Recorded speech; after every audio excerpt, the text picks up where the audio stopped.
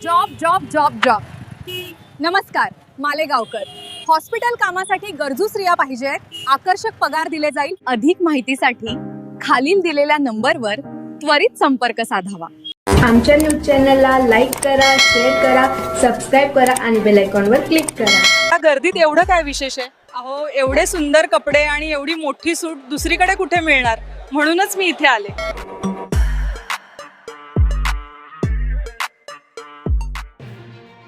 भीषण अपघात. संगमेश्वर निसर्ग स्टॉप येथे शाळकरी विद्यार्थिनीला मोठ्या वाहनाची धडक. विद्यार्थिनी गंभीर जखमी. मालेगाव संगमेश्वर येथील निसर्ग स्टॉप येथे वर्धमान शिक्षण संस्था येथे शिकणारी इयत्ता 8वीची विद्यार्थिनी कृष्णा महेंद्र बच्छाव हिला टोईंग व्हॅनने जोरदार धडक दिली असून त्यात ती विद्यार्थिनी गंभीर जखमी झाली आहे. सदर वाहनावरील चालक हा मद्यधुंद अवस्थेत असल्याचे स्थानिक नागरिकांनी सांगितले. विद्यार्थिनीला उपचारार्थ खासगी रुग्णालयात दाखल करण्यात आले. घटनास्थळी शिवसेनेचे जिल्हाप्रमुख विनोद वाघ, माजी नगरसेवक मदन बापू गायकवाड यांनी धाव घेतली. दररोज या मार्गावरून शाळकरी विद्यार्थी ये-जा करत असतात आणि त्यातच निकृष्ट दर्जाचे स्पीड ब्रेकर असल्याकारणाने असे अपघात रोजच होत असतात. तेव्हा वारंवार चांगल्या दर्जाचे स्पीड ब्रेकर बनवावे अशी मागणी नागरिकांकडून करण्यात येत आहे. या प्रकरणी छावणी पोलीस ठाण्यात गुन्हा दाखल करण्याचे काम सुरू आहे.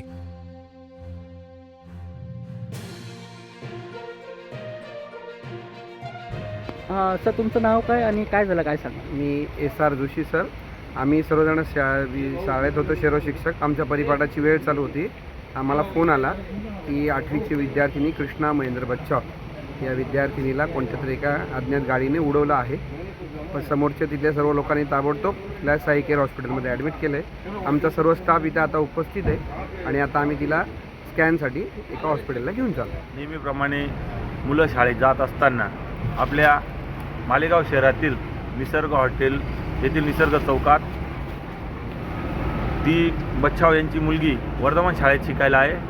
त्या सर्व मैत्रिणी शाळेत जात असताना आज ही गाडी जी क्रेन टो करणारी गाडी तो ड्रायव्हर भरधाव वेगात तिकडनं येत असताना गाडीवरील नियंत्रण त्याचे सुटले आणि तो व्यसन केलेला होता, मद्य पिलेला होता. तो इतका पिलेला होता की त्याच्याने उभं राहिलं जात नव्हतं. जेव्हा प्रथमतः त्याने ती गाडी तिकडं येत असताना त्याची कंट्रोल केलं. त्याने त्या पुरीला तिथं उडवल्यानंतर ती गाडीचा कंट्रोल केल्यावर तो इथं येऊन धडकला. स्थानिक इथल्या लोकांनी लगेच धावून त्या पुरीला उचललं व साई केअरला जाऊन तिला ॲडमिट केलं.